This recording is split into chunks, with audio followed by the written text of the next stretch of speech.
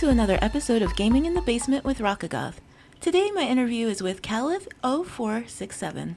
But first, this word from our sponsor. Are you a console gamer that wishes that you were able to mod your games just like PC players? Well, now you can. Cartridge Genie gives you the tools to add cosmetic mods to your games.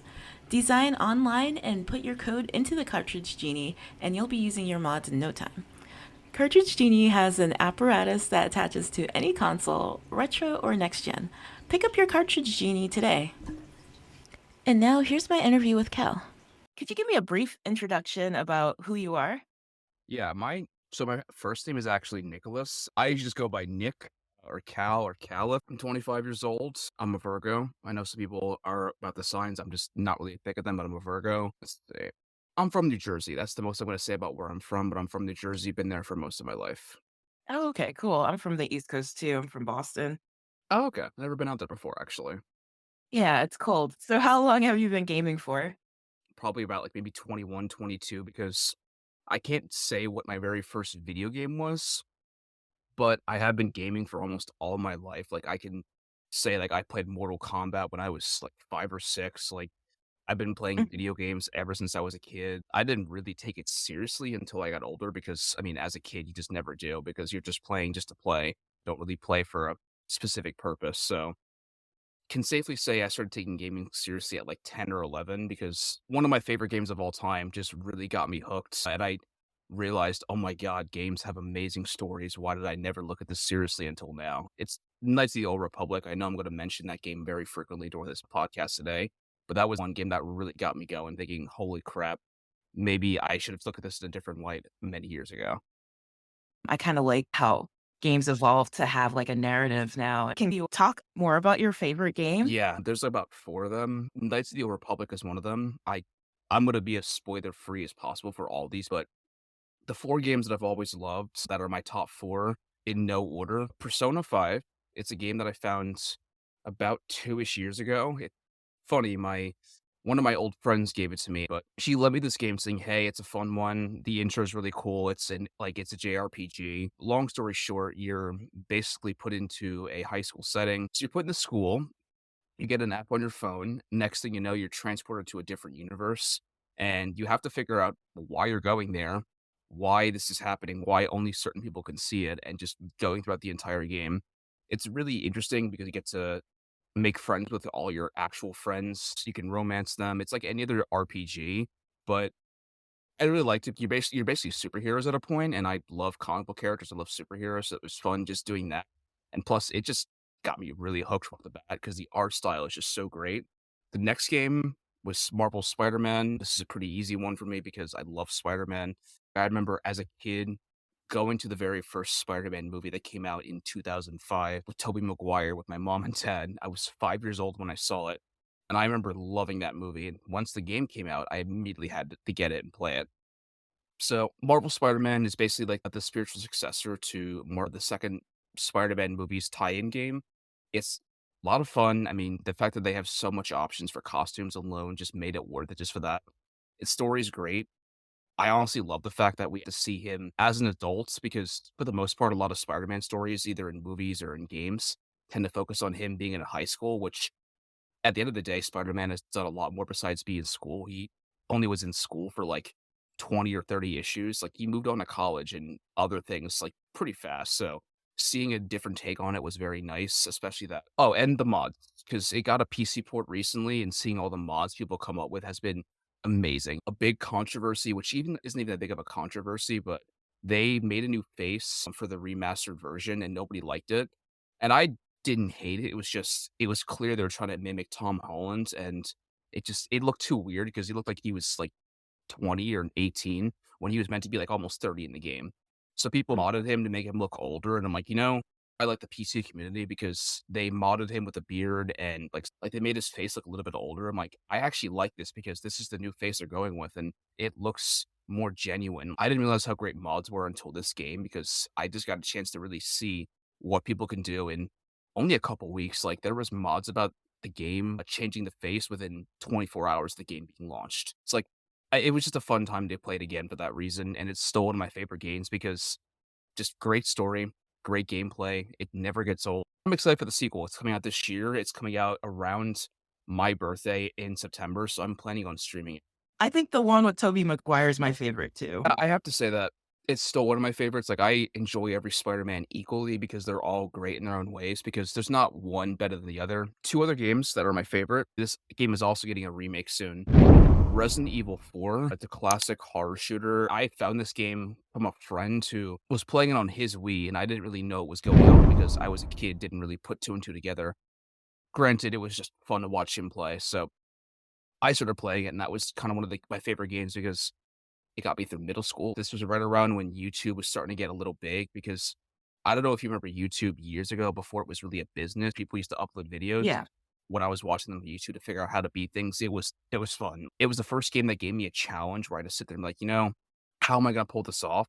And it was just fun to do that because I had to go, and this was like internet when it was a very different world then. I just had to tell friends about it. And I was a weird kid telling people to go play this game because while everyone's playing Call of Duty or whatever at the time, I was playing Resident Evil, and it still has aged incredibly well. The fact that it came out well over 15 years ago and I just replayed it on my computer a few months ago, and the fact that it still is a lot of fun. Most games don't survive that long, and the fact that someone made a mod of this recently to redo every texture in the game, and I mean literally every texture from the very beginning to the very end.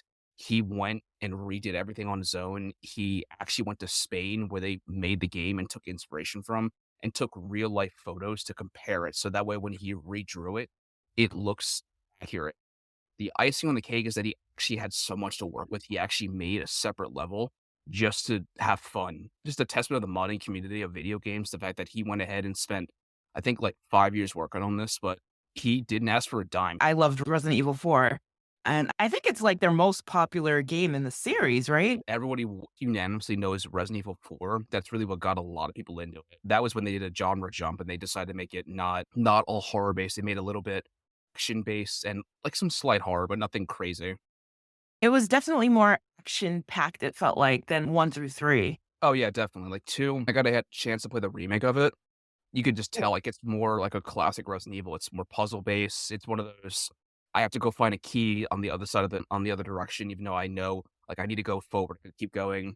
Puzzles, typewriters, like, it basically felt like a classic Resident Evil. Plus, the amount of times I would walk around and Mr. X would just come out of nowhere saying, "Hey, what's up?" and just run away because here I am just sitting there reloading. I'm like, "I'm fine. I'm fine. This is fine. This is fine." And he comes out of nowhere, "Hey, what's up?" Their RE engine looks so good. Like the fact that people can like open doors or bust through walls, like that has me so excited for Resident Evil 4 because the modern RE engine is incredibly well done. It makes me think that really, if this is how Resident Evil 2 is, imagine RE4 with all the sub bosses like like Dr. Salvador, or I can't remember the names of the other bosses, but like some of them they made them one level, and I think they could probably make them stalker enemies. There we go, because that's a big talk is are they gonna do them? And I have a feeling that if they do, they'll do them with one of like the main like either the Chainsaw Sisters or Dr. Salvador or Salazar's right-hand man. I can't remember what he named it, but, like, there's options they have, and I'm excited. I'm not a big horror game person, but like Resident Evil 4 was a really good game. I'm pretty excited for it too. Before we get to your next favorite game, could you rate the Resident Evil games? Have you played like most of them? I've actually played a handful of them, like, I played the remake of 2, which I really enjoy. It's probably a 10 out of 10, to be honest. Okay. 4, 10 out of 10. I played 5. That was probably about an 8 for me because I played it recently. It hasn't aged that well. It's fun, but just not the greatest one. 6, I played that. Gonna be honest, that was probably where they really lost me. It's probably about like a 6 or a 5 for me because it just felt too much like an action game and it didn't feel like Resident Evil anymore. I did play 7 and 8. 7 I really liked. I'm gonna probably give that an 8 along with Village, probably gonna be an 8 because I didn't love the protagonist. I didn't actually care much for Ethan because he was pretty generic, but I know that was the idea. I just really appreciated the horror and the return to it, considering at least in 5, 6, they didn't really touch on the horror at all, and it was nice to see them return to it. Plus, a lot of the times, it's like classic Resident Evil. I just kept saying, "What the hell is going on? What's happening?" And like, I like that feeling of you don't really know what's happening, and you're also kind of powerless against everything because In why I like that over other games like Outlast is because Resident Evil, you have a chance to fight back and maybe think a way around it. Outlast is just run and hide, and I don't really like that as much because I wanna have a chance to win. Kind of feel the same way about like 5 and 6. Like they kind of lost me and it didn't feel like Resident Evil. Like it had the look kind of. 5 was fun when I realized I could play with friends, and when I was in middle school again playing this with friends, yeah, that's what we did. But when I got older and replayed it, I'm like, "This is just not the same." Like, story-wise, it feels like it's loosely based off of Resident Evil. Like, Chris and, like, all the characters feel like they're part of the universe, but they also feel like they're not. Like, it's right around when 6 came out, I'm like, "This doesn't feel like Resident Evil anymore." It feels like it's a whole new series that just wants to focus on action and maybe some of the original stuff. Like, I wasn't expected to be a beat for beat like 2 and 3 where it was just focusing on Raccoon City, but it just didn't feel like it was part of this universe anymore, which is kinda hard because or kinda hard to not do. Like, it Played any of the like the spin-off games like Outbreak or Survivor or forgot the one where it was is it Claire and this young girl, I don't remember her name. There's a yeah, lot of just spin-offs.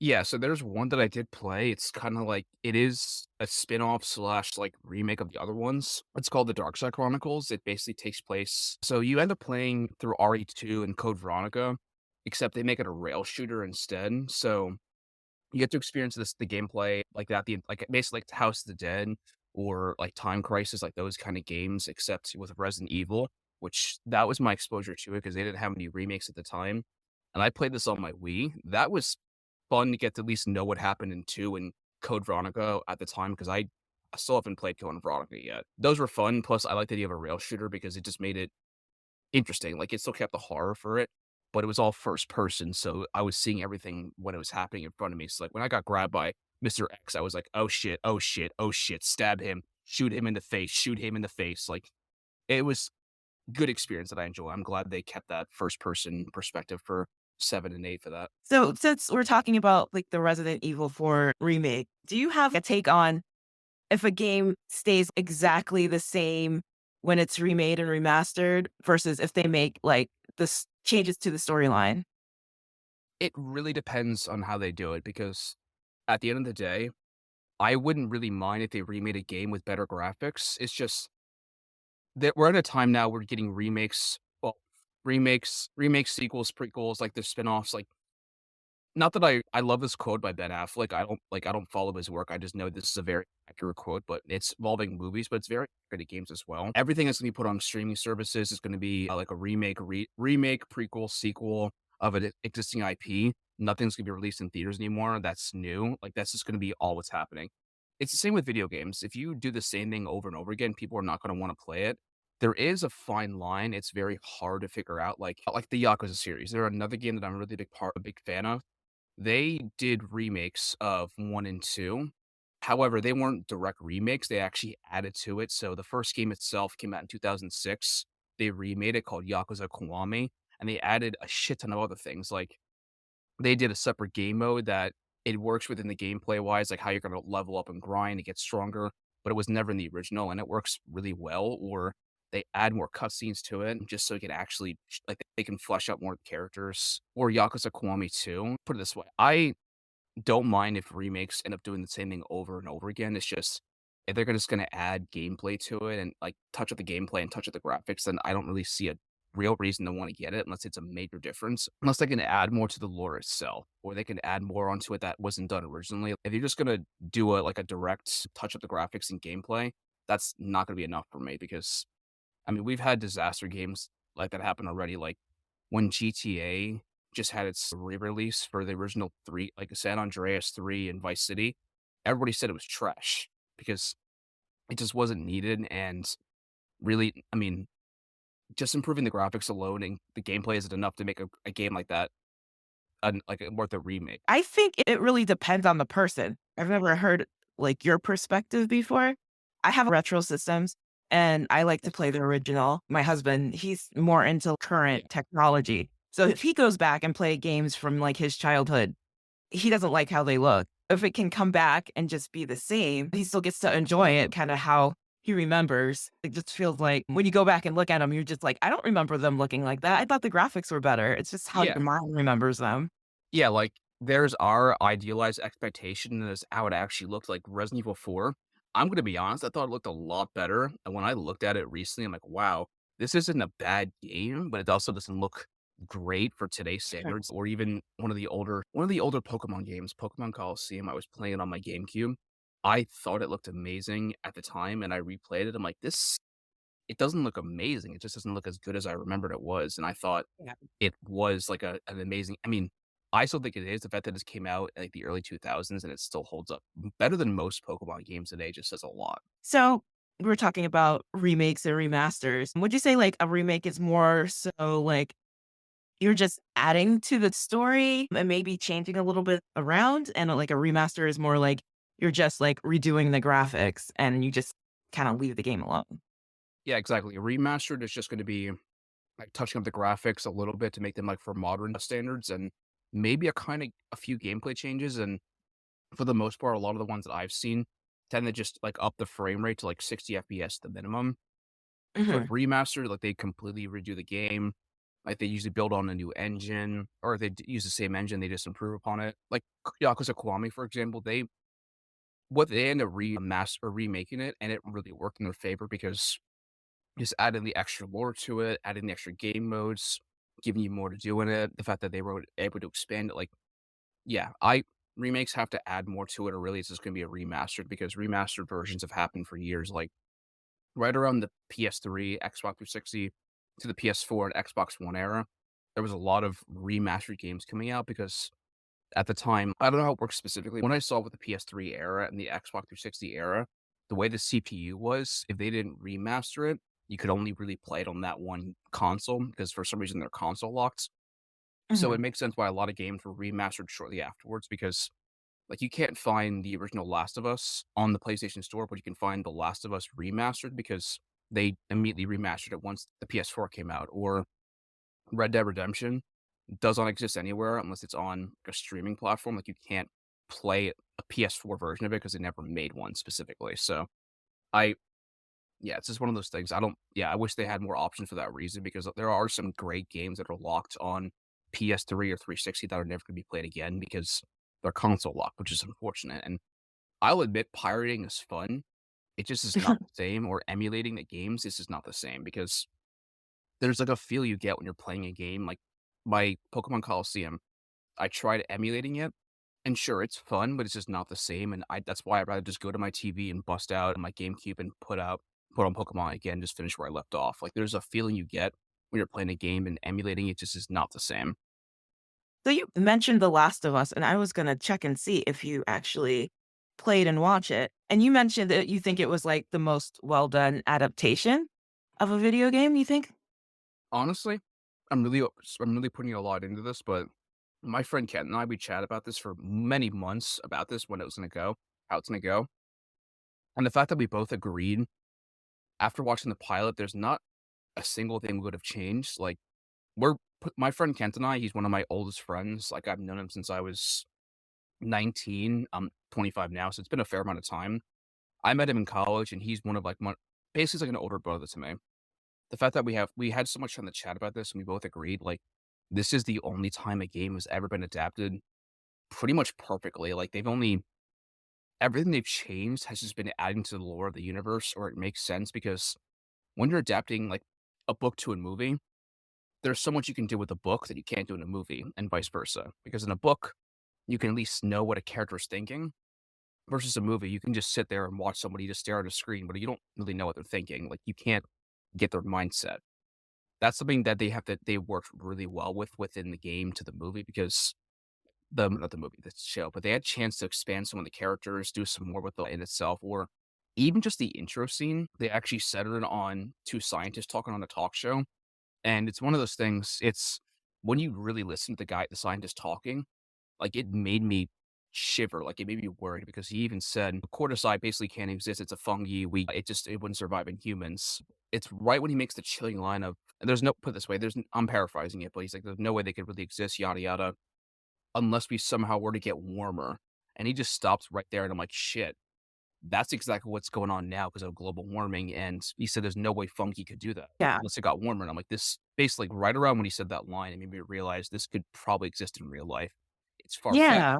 And Um, sure, it's really stretching the bounds because at the end of the day, that hasn't happened yet that we know of, but it could still happen tomorrow. just mentioned these two separate things of like book and movie and how they're different. But wouldn't you say like video games are its own category that like kind of take from the two?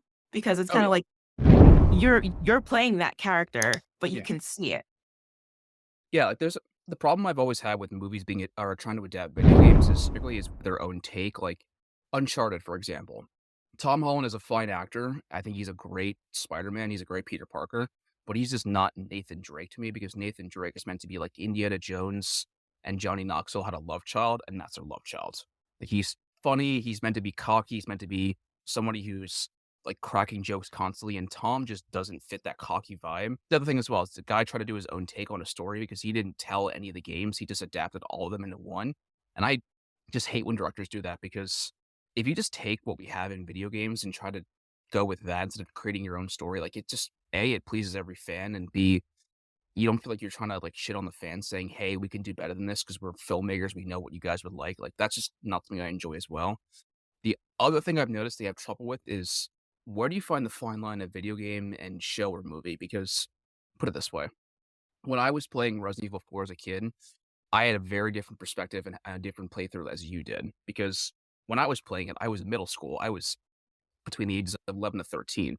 I had different things I was experiencing at the time. I had different mindsets. When I was playing it, I had different reactions than you would because when things were going wrong for me, I couldn't just go to Google and say, how do I fix this or how do I get around this? I had to figure out on my own. Plus, I don't really know what I was feeling at the time because I was in middle school. I don't remember what I was thinking in middle school, and I doubt you do either.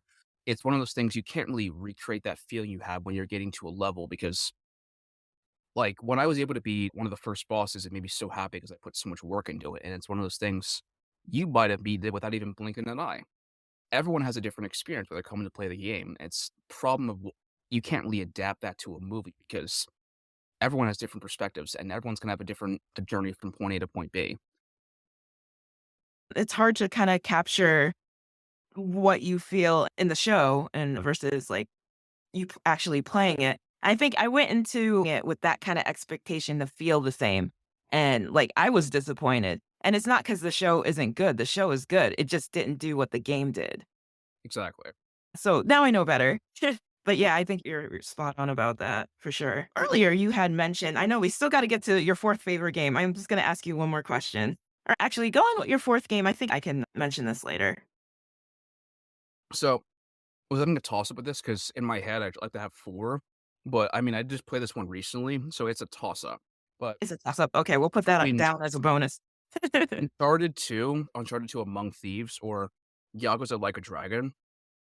So, several reasons. I'll basically break them both down on why I like them both. But Uncharted 2, I got right around into the series pretty early on. I wanted to play them for many years because they were a PS3 exclusive, and I had a 360 growing up. I didn't get a chance to play it until a few years ago, actually. I enjoy it because Nathan Drake is just a great character. I relate to him because he's a funny person. I'd like to think I'm pretty funny too. It was just a blast playing with him because he is meant to be just a realistic guy. He's not meant to be like a soldier. He's meant to be just a guy who likes exploring and who's a treasure hunter.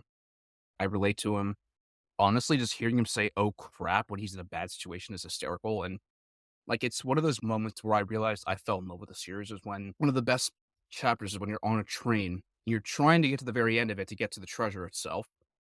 And you're constantly fighting a helicopter the entire time. And all you're hearing is, oh crap from Nate. And it's just nonstop of him giving jokes like, you got to be kidding me. You're still coming after me. And right around the very end, you finally shoot an RPG at it. You end up taking it down. You jump into another train car. Right around then, the train car behind you explodes and is piling on top. It's right about to hit you. And thank God there was a tunnel that saves your butt. And he even joked about saying, thank God for tunnels. Like, it was right around that moment where I was literally on the edge of my seat saying, I am so dead. I am so dead. And that happened and it saved my butt. And like realizing that this is like, it did its purpose. Like, you're meant to feel like Nate in that moment, but also it's just fun. Like he's relatable. He's fun. Was funny to watch him struggle throughout the entire game and just watching the story and seeing how like, it's a better Indiana Jones because it's more relatable and just overall a lot more fun in general. You mentioned something that I thought was interesting, just how Nathan just like joked about there being a convenient tunnel planted right by you to escape, like right at the perfect moment. So in a way, it's kind of meta. He's letting you in on a joke too. He knows that it's convenient Yeah. and he's kind of like interacting with you. I mean, I think that's really interesting too. And that's something a movie can't do. Yeah, exactly. If you do that in a movie, you're breaking the fourth wall, and really, that only can work in very minimal circumstances. All right. And you also mentioned Yakuza. So I got into Like a Dragon is actually the most recent one because it came out in 2021, I believe, like early 2021 or late 2020. A whole new take on the series because originally it was based on a guy named Kiryu Kazuma. It was a beat 'em up game. Basically, it's about his story. Seven, Like a Dragon, it ended up being a brand new protagonist. It's in a whole new gameplay where it's not a brawler, it's actually a beat 'em up game, or I'm not a beat 'em up, an RPG turn based, like classic JRPGs, which I was not a fan of when I heard about that. I actually was really turned off by that idea because the beat 'em up combat is a lot of fun once you get used to it. Each game has their own hurdles to get over, and that's was something that I've always enjoyed because I was just tired of playing turn-based games at the time. I wanted something that I can stretch my legs about. It's funny because when I ended up playing Like a Dragon, I love the turn-based combat. Ichiban and Kasuga, the main protagonists, I'm very biased. Like if I can find a character that I relate to a lot, I'm gonna end up liking them more. I like him so much because number one, he's got such a big heart. He's a great guy. Like at the end of the day, I related a lot to him. I related to Nathan a lot. I related to Spider-Man a lot. They're all characters that I identify with and that all characters that I see a lot of myself in. Do you think a game has more value if a person can't relate with a character? Like, is it a game worth playing? Yeah, it's definitely a game worth playing, but you can also love protagonists and care about the games itself, even if you don't know them or relate to them or know what they're going through. Like you've seen them throughout their journey and seeing how they've rised and fallen. It really depends on the person, but it doesn't if you don't relate to them, I feel like it doesn't should make a difference. It just helps me, but it depends on the person really. Yeah. So, are you a PC or console gamer? It kind of sounds like you're more of a PC player. Yeah, so I got into PC gaming like a couple years ago or actually about a year ago when I bought my PC from Best Buy. But I was predominantly a console gamer for most of my life. I had an old laptop that I used to play some games on, but I'll be honest, my old laptop, I don't know how it even functioned for some of the games I used to play. So predominantly I'm on PC now. I go back on occasion to play on my PS4. I've actually been playing The Last of Us ever since Sunday because I wanted to Right. get through the entire game again. So you mentioned PC customizations and mods and that kind of community. And that's something I don't know about because I'm more of a console gamer. Can you talk a little bit more about that and like Yeah. just types of mods and customizations people use in games? Thanks for joining me for part one, and I hope you come back next week to hear the conclusion of my interview with Cal. Please show him some support by following him on Twitch. My music today was brought to you by DJ Kern. Many thanks for taking the time to listen and share. Without your support, I wouldn't be doing this. Until next time, keep gaming. Take Witcher, for instance. Really funny. I was thinking of Witcher immediately. Yeah, yeah. Like soon as you were talking about things with actors and stuff, I was like, oh, Witcher. I feel like it's kind of the opposite way. Like since he quit because he wasn't like the writers weren't being as true to Yeah. the books as they should have been, and since he was a fan himself, I don't know. I just kind of feel like the anger's kind of like misplaced, and we don't know 100% of the story either. Yeah, exactly. Like at the end of the day, Henry Cavill said he left The Witcher because he was very upset with how the writers were treating the character and how they're going with the story. He's a very big Witcher fan, and you can just hear it when he's talking about it. Like, it is funny how much of a big nerd he is, because when I listen to his interviews, I'm like, he's a big PC nerd. You can just tell the way he's talking. Like, that or, I mean, there's a video game even building his own gaming PC. Like, he's a nerd throughout, all in all. And I get where he's coming from, because, like, I would be upset, too.